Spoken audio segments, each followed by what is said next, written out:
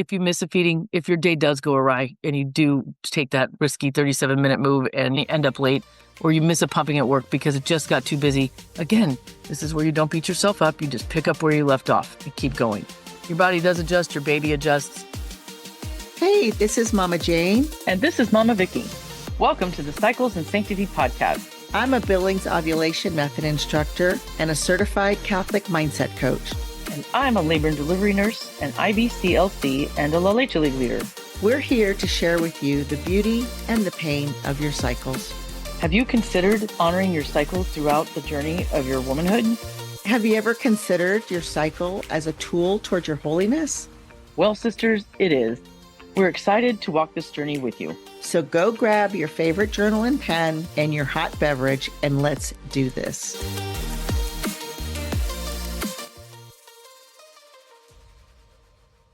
Good morning, Mama Jane. Good morning, Mama Vicky. Oh my goodness. Yeah, it's been a little pause. We've been really busy lately. I mean, I know everybody's busy, but Mama Jane and I, it's weird when we don't connect every day. Yes, it is. We both got so excited to see each other.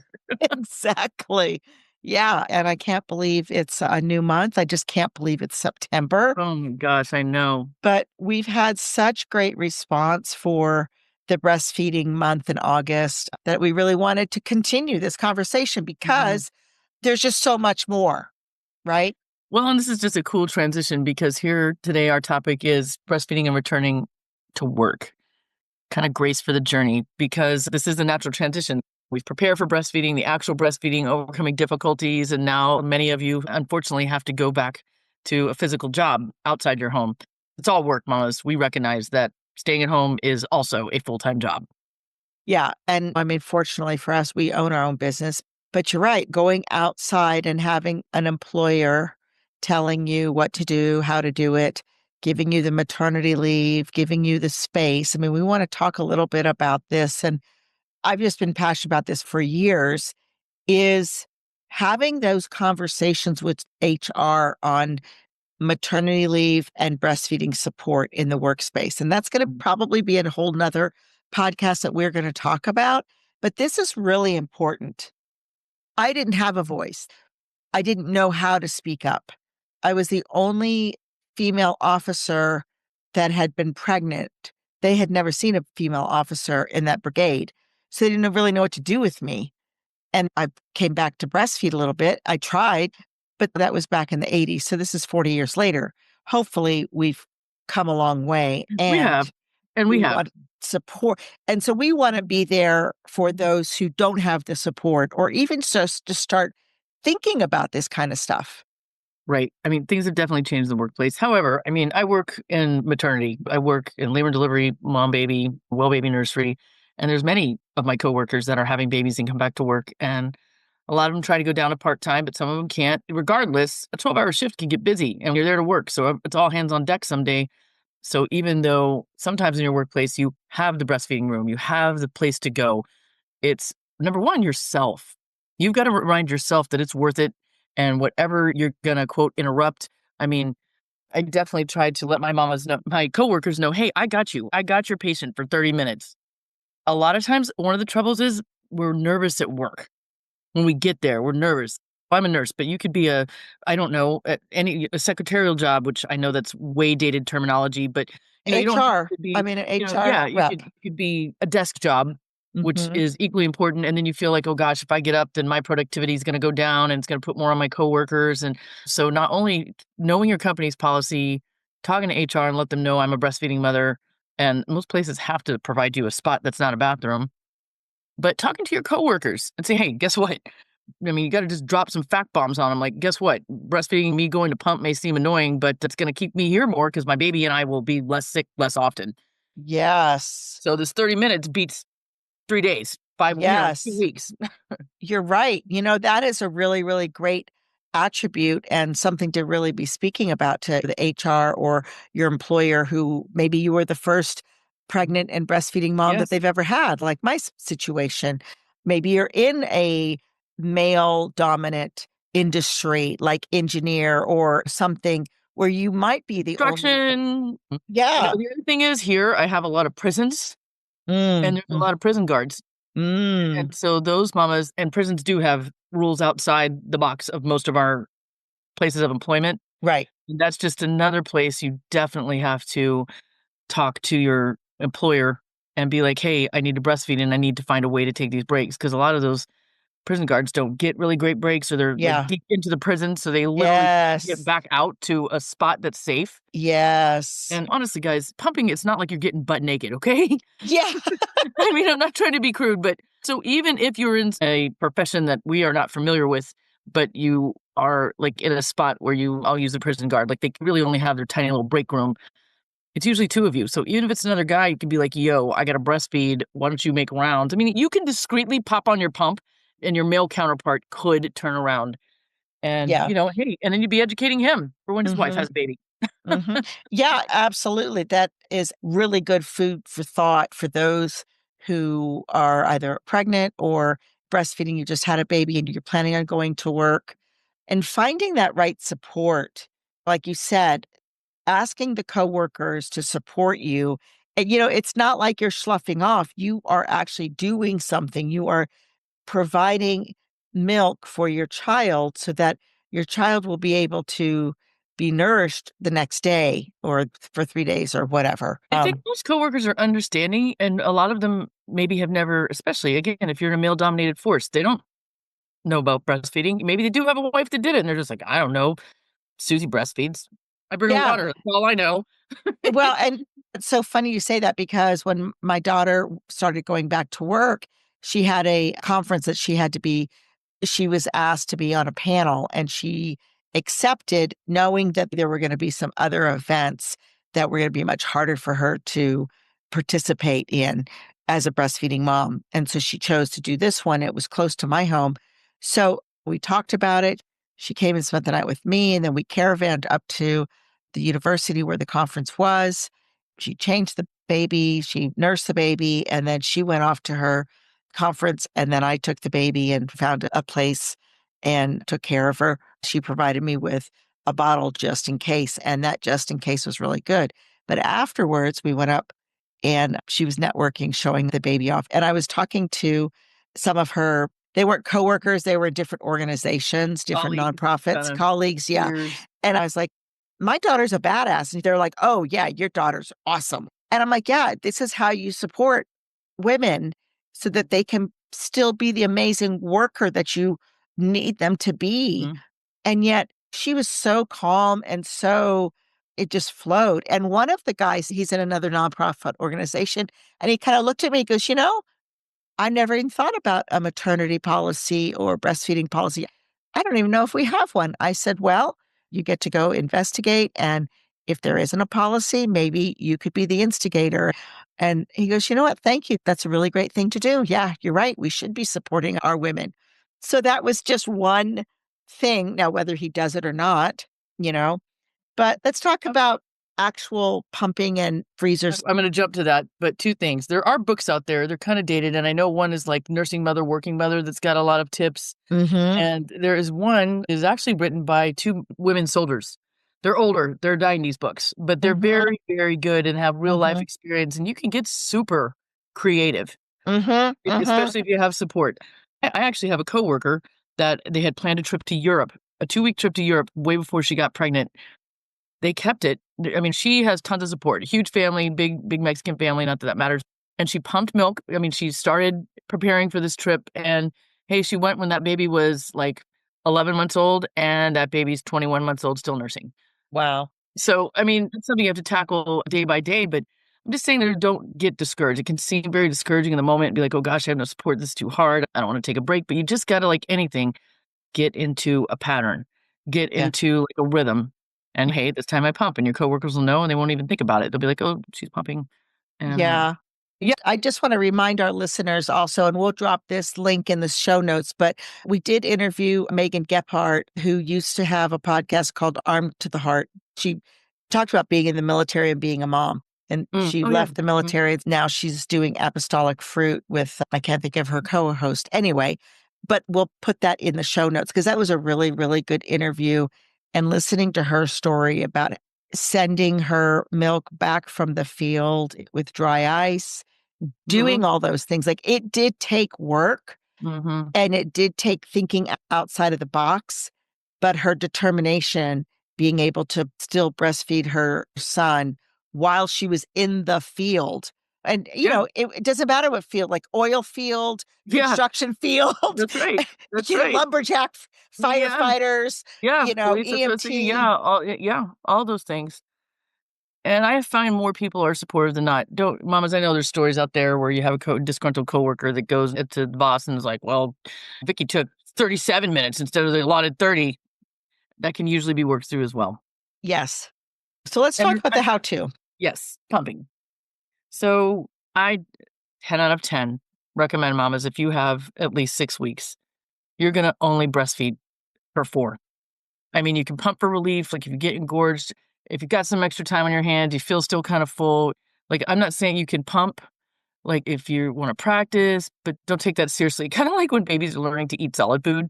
Like, that first year, you don't take it seriously. You just kind of experiment. That's not where they're getting their nutrition. They're just kinda messing around and smearing avocado over their face and getting a little bite down, but that's not their main nutrition. Your breast milk still is their main nutrition. So, in those 4 weeks, if you get a chance to pump, learn your pump, that's fine. But I wouldn't start pumping seriously until about 2 weeks, maybe 3 before you go back to work. Just because you don't wanna make an oversupply also in the beginning, your brain needs to focus on you and your baby, and your body, biologically, your body always wants to be in a state of homeostasis, which means a balance. Mhm. And so in the beginning of lactation, your body's not in balance because it's never done this before. So that's why those first 4 weeks, like, you're full, you're not full, it's kinda all over the map. You could feel your breasts to be like, "Oh, this side I need a nurse on." And as your body regulates, a lot of moms think, "Oh my gosh, I don't have milk at 4 to 6 weeks," because your body finally does regulate out. Your baby and your body have synced up, and you're making the amount of milk you need for your baby. So unless you Mhm. miss a feed, you might not get that engorged feeling. Mhm. So a lot of moms think, "Oh gosh, I don't have milk." But like I said, start pumping about 2 or 3 weeks out, and a lot of times the best feed to start pumping at is after that morning feed. Whatever you wanna define as the morning feed, 5 AM, 9 AM, but the mornings, for some reason, we usually have more milk. Mhm. So you pump no more than 15 minutes after every feed in the daytime is my suggestion. Because Okay. working or not, your baby's gonna be at home with you in the night. Okay, or Mm. whatever your night is. I work I work night shifts, so it Right. would be like I would pump in the night when I was up. But Yes. what I'm trying to say is When you're sleep to home. mom. Yeah, when you're home from work, that's the time to breastfeed. Yes. And that's actually what happened with us, with our firstborn when I was in the Army. Man, 6 o'clock came, 1800 hours came, I'd better be home because she would only take the breast Mhm. from 6 p.m. to 6 a.m., and then she was fine. We didn't know about pumping it, so I had formula, and she was fine taking formula during the day. So that's something it Let me touch helped. on that. Yes. Let me touch on that. That is true. If it turns out, mamas, that for whatever reason, it really doesn't matter the reason, that you end up giving formula while you're at work, just because that's what's worked out to make your life easy. Whenever you're home and baby goes to breast, number one, your body will make the milk that your baby is at your breast. Like, so if it's only half the day, your supply will go down from a full time nursing, but you'll still have milk. So don't despair. Like, if it ends up for everybody's peace of mind involved in the situation that you have to formula feed while you're at work and when you get home breastfeed, by all means, that is success. So, Mhm. That's beautiful. Actually, that makes me feel better because I mhm. always had some guilt about that, you know? Oh, yeah, no. I mean, mamas, if you are breastfeeding at all, I mean, shout out because it's Mhm. hard. And especially to mamas that don't have support. I mean, Mama Jane, you really were out there on an island. I mean, you just didn't have other mothers around you. You didn't have your mother, even your mother-in-law, like we have talked Mm. about before, had no experience with breastfeeding, and you did the best you could, and that is what we do. Mhm. And Yeah. so definitely any breastfeeding is good breastfeeding. Yeah. Thank you. Yeah, that's Mhm. exactly right. Mhm. That's beautiful. And what I found was it was such a beautiful moment coming home. Like, that was literally the first thing I did when I came home. I just remember, like, tearing off my uniform In and a it different way, like when they rip open their shirt, super mom. Yeah, kind of. Yeah, because that's Yeah. what it was. It was reconnecting with the baby. And It was yes. reconnecting, and first of all, it calmed me because of the oxytocin, Mhm. right? So it really helped me relax through the day of Whatever just happened at Army. work. Yeah, exactly. And then it was a nice transition to home life. Mhm. It That's just gives you that minute if you ever which all of us end up needing some sort of, I don't wanna call it counseling, but support in our marriage because relationships are hard.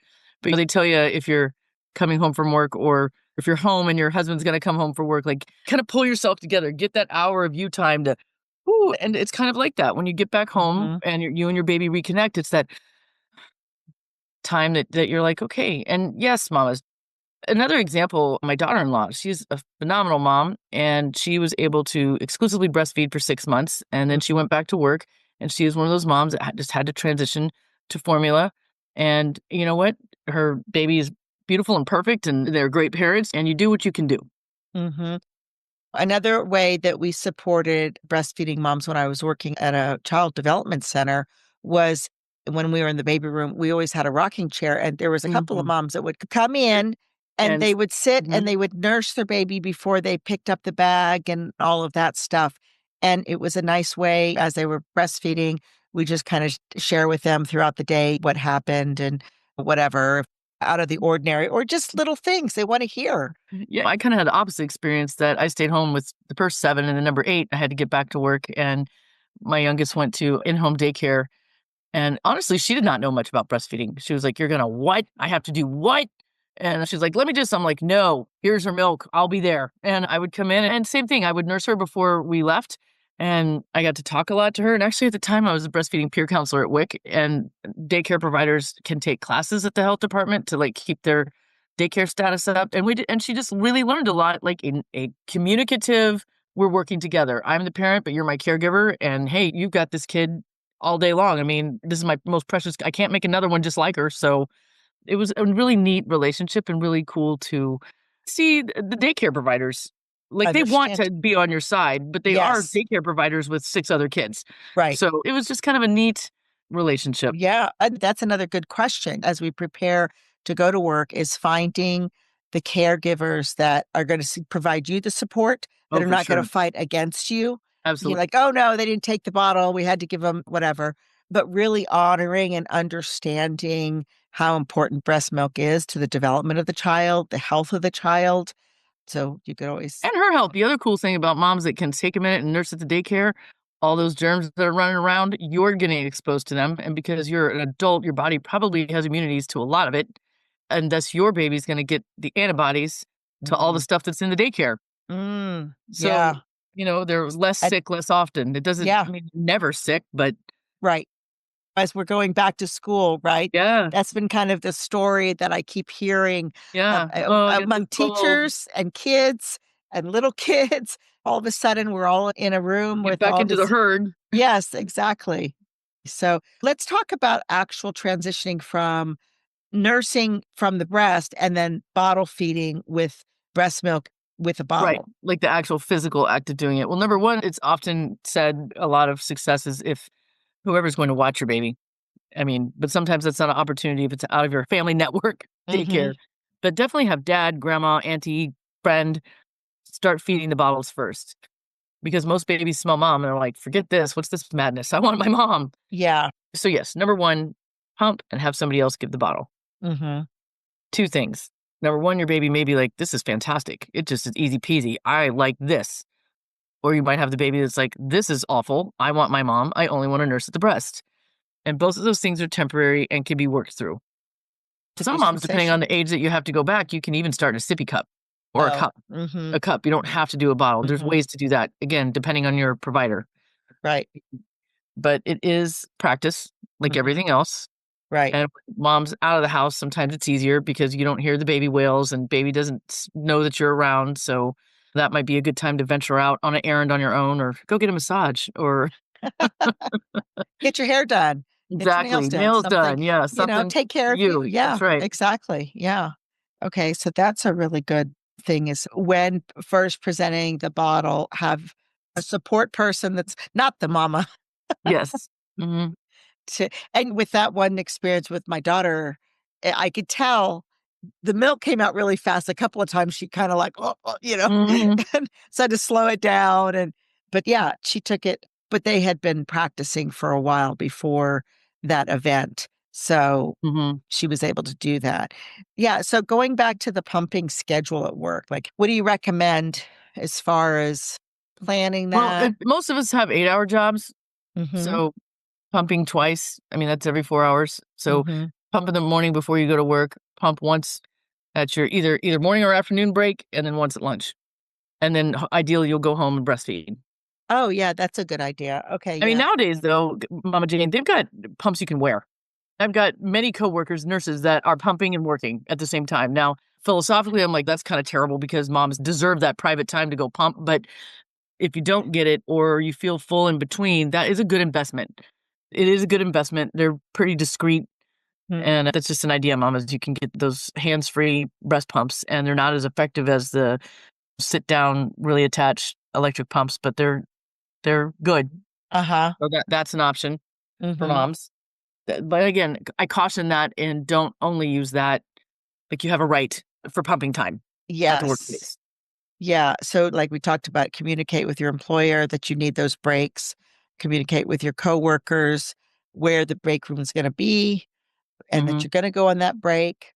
You know, and I gotta be honest, moms, I work in hospitals, and but all the hospitals, they do finally now have a breastfeeding policy, and they do have a breastfeeding room. Often it's in some obscure place, and most breastfeeding moms end up, like, in the nursing world, end up pumping on their unit. We usually either use a patient room that is only used in desperation, so it's Yeah. often empty because it's the, quote, "weird room." Yeah. And so the moms use it or anyway, you work it out and your coworkers Hmm. work with you. They really do. It's very rare. I'm not Of course, y'all, I know there's stories out there that they've had a hostile experience and hey, if you'd like to come and share that with us, I'm here to listen because we're here to make solutions, not cause a riot. And maybe your experience, as unfortunate as it might have been, can be a learning tool for other mamas that are going back. But most of the time, employers are relatively compliant. Again, we have Union Station here in Kansas City, and they brag that they have a breastfeeding room. Guys, it's 2 metal chairs and a sink. Like, to me, that's not a breastfeeding room. That's like, what is this even? Like, and so your expectation for a breastfeeding room may not be the same, but I know when I can, I make little tweaks. Hey, guys, let's provide some hand sanitizer, provide Yes. whatever. I mean, guys, your workplace also has to provide a refrigerator for it. And it's not Mhm. the break room fridge where everybody's opening and closing to get their lunches out. You actually have to have a breastfeeding fridge, but there's also coolers. They make fancy coolers today that your milk, it doesn't have to be a Yeti. You can get a cooler with ice packs that's regular that will keep your milk cold enough for the day. Mhm. And then that's a wonder question, Vicky. What is the general rule of stashing breast milk? So breast milk is good, honestly, for 6 hours, but people don't like that. So it's good for 4 hours out, like room Okay. temperature, boom, pump and set on the counter if you want to. Mhm. So if you're a part-time worker, or you might be able to not have to super cool it, you can just Mhm. so 4 hours out, and then it's 24 hours in the fridge, just regular fridge. Mhm. And I want to say it's 3 months in like a A fridge regular freezer fridge freezer and then up and to 6 months, 6 right? months to a year in a deep I freeze. in a deep freeze, yeah. Yeah, The so freezer doesn't get opened very much. right, right, that makes sense, yeah, that's awesome. So Well, the cooler, the bag, there's a refrigerator, I mean, those are good questions for either HR or your employer, depending on how big your the other thing is there is honestly, the United States, a lot of people don't know this. The United States, our country, has a breastfeeding coalition for the Mm. entire country, and Huh. every state has a breastfeeding coalition, and it can even break down to counties. Like Leavenworth Mhm, County, where I live, has a breastfeeding coalition. It's very mhm, small. Anybody can join it, but in our case, it's like WIC, the health department, me, and and a couple other supporters. mhm, So my point is the Breastfeeding Coalition has a program that an employer can participate in where they get kind of kudos. Like if they set a breastfeeding room up that has a sink, a space for breastfeeding, a right. space for storage, like they have to meet these certain requirements and then they get benefits from it. I Wow. mean, they're not huge, but it's a Yeah, little something. They do have an incentive yeah, for your employer. But your city, county, town, state, mhm, your country definitely has it. But that breastfeeding coalitions are mhm. something to look up and very supportive of moms going back to work. Well, that's amazing because part of this thing is really understanding that back in the late 60s, early 70s, when, and I'm going to step on a limb here, but the feminist movement really, the message that I received, it was an either or. Either Yeah. you go back to work or you stay home and raise children. And today, in this day and age, we don't have that. And like you said, many options are like, thanks be to God, my daughter works from home for many days and she has talked to her employer. She's a very valuable asset to them. And because of they're a small nonprofit, they don't really have a ladder of promotions. Like, I'm at the highest level I can go, but I can ask for benefits. And that's one of the benefits she asked for is a couple of extra days at home Mhm. so that she could be close to the baby or something like that. So that's something. And I know many entrepreneurs who work from home that do a lot of online, what they'll do is they'll have a provider come to their home. Mhm. And so there was a coach that I worked with, and she just had the baby, and it was just so beautiful. You could see the top of the baby's head while she was online on the You know, Zoom, and then like, handed it just to the they caregiver, yeah. yeah, and it was so beautiful.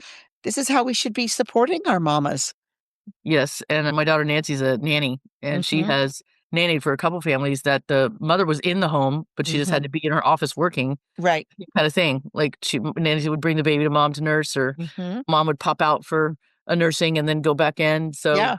yeah, Yeah. it's just creativity, thinking outside the box, and a lot of times when we're in it, as anything, we can't think outside the box. Like, you Mhm. kinda get stuck in your world, and you're like, "Oh my gosh," this is, my favorite word, catastrophize. You will start to think like, "Oh gosh, this can't be done, there's no way, it's impossible." So, mamas, this is where you reach out to me and Mama Jane and say, "Oh gosh, this is my situation, and hopefully we can have some, okay, well, have you thought about trying this?" And again, just like breastfeeding itself, just like parenting itself and life itself, guys, it's not a straight path. It's curves and detours and rest stops. So what works for 1 month might not work the next month.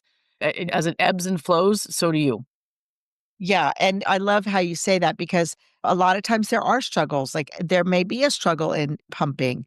There may Or be a struggle in like a supply dip of some sort. You may feel more exhausted mm, on a particular day because of work, things like that. And speaking of work and going back to work, I want you to kind of talk about timing. We talked about that before. Like, how would someone go into instead of jumping back into work full speed ahead? oh, Because right, you're yeah, not going to definitely, do like, go that. back on a Wednesday, or Mhm, if you're a 5-day working person, yeah, go back to where you're only working 3 days or 2 days to start. mhm, Again, I'm a nurse, so I have the privilege, a lot of moms will, especially if they can go part-time, but either way, they spread their shifts out at first. So they don't go mhm. back 3 shifts in a row, boom, off, they do 1, and then they have a day off, and then they do 1. Again, you're gonna tweak what goes back, but yes, I don't advise staying home for 6 weeks and then diving off the deep end, Yeah, because that is a recipe for overwhelm and defeat mentality and exhaustion. And we got to remember that God sees your sacrifice, ladies. This is not a walk you're walking alone. I mean, you got to remember, and again, when we're mothers, it's easy to focus on our tasks and forget to call on the Lord. I mean, I'm guilty of it for sure. mhm. One of the things I personally have to fight is unholy self reliance. Like, Yeah, hey, God, I'll holler. I'm going to go do these tasks real quick and I'll be back. yeah. Or I gave it to you, but I'm gonna take it back and I'm Yes, gonna go do that's it another good myself. one. Like, hey, God, take care of this, but I'm just going to do this part. Yes, exactly, exactly, and that is so true of uniting our suffering, uniting our struggle. Maybe it might not be quite a suffering, that we think of, but it can be a challenge of managing all of the parts. I mean, just watching my daughter manage all of the parts of it. She was intuitive enough. Baby was almost ending that first 3 months out of the womb. So they kind of Mhm, had a new pattern. And she's like, okay, I got to check her diaper. Then I've got to breastfeed her. Like she just had this, you could tell there was this rhythm of mhm, life with her. And while we talked about getting there early enough, so we had the time to park, mhm. to do, to da, and that's really what it is a lot of time is it's the planning.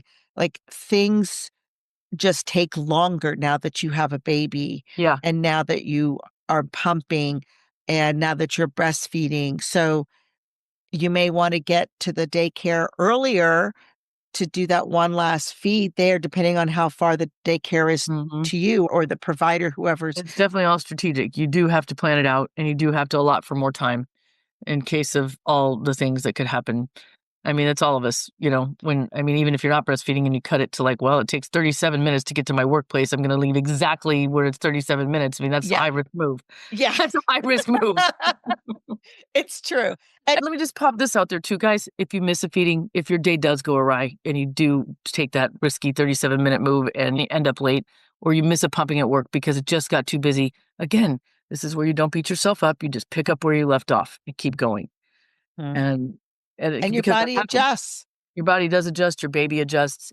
And one other thing I do want to touch on, it's interesting. You said something that triggered this, Mamas. This is a good time to keep your husband in prayer with you because it's very easy in these months for the divide between husband and wife to get bigger.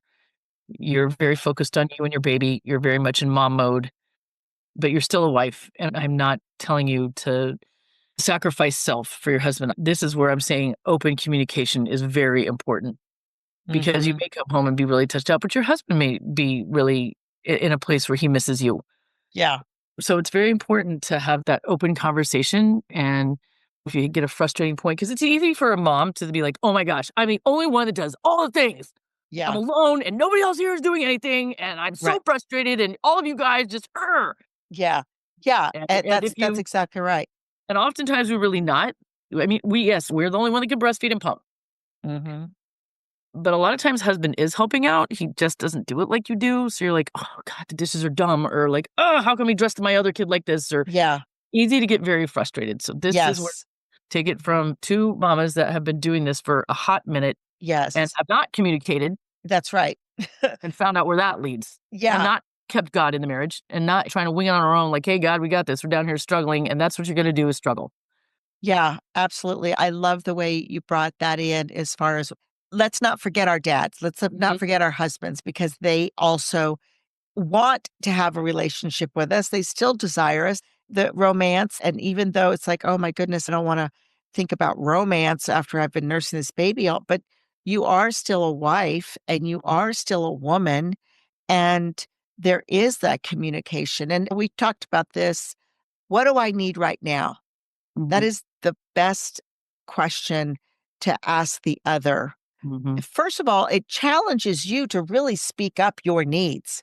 Right. Like, I just need to go take a bath right now. Okay, Mhm. let me give you 20 minutes to go take a bath. Or I could really use a back rub right this second. My shoulders have been Or really, a hug. yes. Hugs go a long way. And And we forget about it. We forget that just a simple hug can just totally, the oxytocin on both parts, both people hugging are like, it's like a deep breath. yep, And yep. another thing And I want to put in here really quick is mamas, you can use, I know that a lot of mamas struggle with this. Their baby's in daycare, they're away from their baby a lot. So when it comes to date night, they're like, oh my gosh, well, I can't keep leaving my baby. You can. You can. yeah, A date night's mhm, important to keep your marriage alive and well. And it doesn't mean you have to go be crazy romantic. I mean, you don't have to get wild.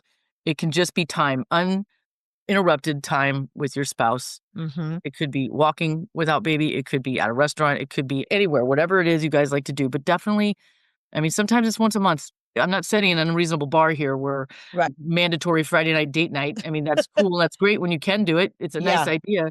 But just remember that it's okay. And also, it could be date morning, date lunch. It doesn't have to be Friday night. This is when we go out. I mean, again, right. we're thinking outside the box here. Yes, exactly. I mean, I've heard of women who, once all the babies go to sleep, light the candles, they'll put a Mhm. blanket on the floor by the fireplace and kind of have a quote unquote picnic in their living room. Or even Um, these days, we got TV fireplaces that look really yeah, cool. You can pop on the AI fireplace and be immediately in a snowy cabin. there you go. Yeah, yeah. And breakfast, especially depending on dad's hours as well. Mm. If he's got crazy hours, I mean, that was our challenge when we both were in the military. We were both working 14, 16-hour days. So, how do we connect as Yeah. a husband and wife? And that is so important. And I'm just going to bring up our dear friend, Jen Delacrosse. I Mhm. think that was one of the gifts that she taught both of us is the fact that she and Ryan had always put their marriage first Mhm. before the children, because the children are going to grow and be gone and they're going to have their own life. But Mhm. hopefully, you and your husband, the intention is till death do us part. So Right. you and him are going to be there For the long together, haul. and when you don't focus on that relationship and in those childbearing years, then one day, and we have that with our wisdom circle, the older women that like, I don't even know this guy anymore Mhm. because we haven't grown together while we've been growing our children. So as you've been breastfeeding this baby, if it's a first time baby, this is a good time to start practicing building that continually having strengthening that relationship of husband and wife Mm, with baby. yes. Brought Also, that up. postpartum is an easy time frame to get resentful. Yeah. You're very vulnerable to it, and going back to work doesn't help, Mhm. but most of us have to in Mhm. today's society. Yep. And so we're just reiterating because we're the wise old women. We have quote, I hate, a lot of people don't like it, but we have been there, done that. And Mhm. I just told my coworker last night about something, and I'm like, I wish this Vicky could have told 30-year-old Vicky how it was going to be and just quit freaking out.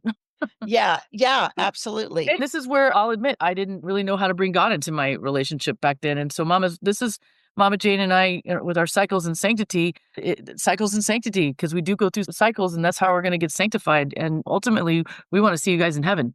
I mean, that's our goal Yes. here.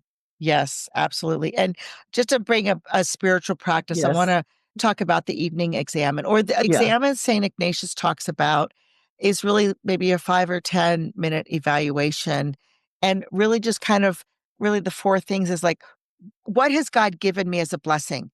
That can really lower that resentment, that Hmm. anger, that guilt. When we recognize, oh, baby did bottle feed well today. Thank you, Lord. That was a blessing. Or whatever the blessings are, acknowledging that Or my God husband is there. brought home a pizza, Yes. or gosh, if I think about it, he did change the laundry out. Yeah, exactly. And then ask yourself, where did I not listen to God? Where did I turn away? And like you said, unholy self reliance, like where did I try to do it myself? Or where was the anger? Where was the resentment? Where was any other sins? Like, where did I go off the path? Asking the Lord to forgive you. This is Mhm. repentance, conversion. And how can I do one thing better tomorrow? That has served me so much, and I have given this advice to my kids, when Mhm. it were I've got one that's in the jazz program, and he has to do a lot of auditions, and, "Okay, so what went well? What didn't go well? And what are you gonna do better?" And ask the Lord to continually guide you, like, "Lord, show me what is the virtue that you need me to practice?" Sometimes it's just patience, patience on sitting nursing that baby when you think, "Oh, I got home, I've gotta get the laundry done, I gotta get dinner done, I've gotta do this, I gotta do that," and just appreciating those few moments that maybe you think is taking too long that that baby's nursing you and breastfeeding and connecting with you. Yeah, I can't recommend enough. And again, this is something I would have told younger Vicky that honestly, we should all of us, regardless of age, as soon as you're cognizant enough, 14 and up, you should take 15 minutes a day to just listen to God.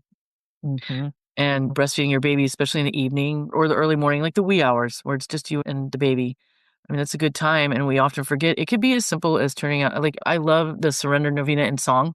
I mean, Mhm. sometimes I just put that on to calm. For some reason, just hearing that is calming to me. And so maybe you're not in a place where you can fervently pray, Right. but put something on a Catholic music playlist. I mean, I haven't met a Catholic that doesn't get calm once they hear Bread of Life, Yeah. okay? I mean, you just start to hear these hymns and something in it helps you come down a notch. So Mhm. that was great advice, Mama Jane. I mean, 10 out of 10 recommend to sit with God. You just give that 15 minutes of quiet. You'll hear him in some way or shape or form. It might Mhm. not be a booming voice. It probably won't be a burning bush, but it will be a feeling, a shift, a soft whisper in your head, and it will come.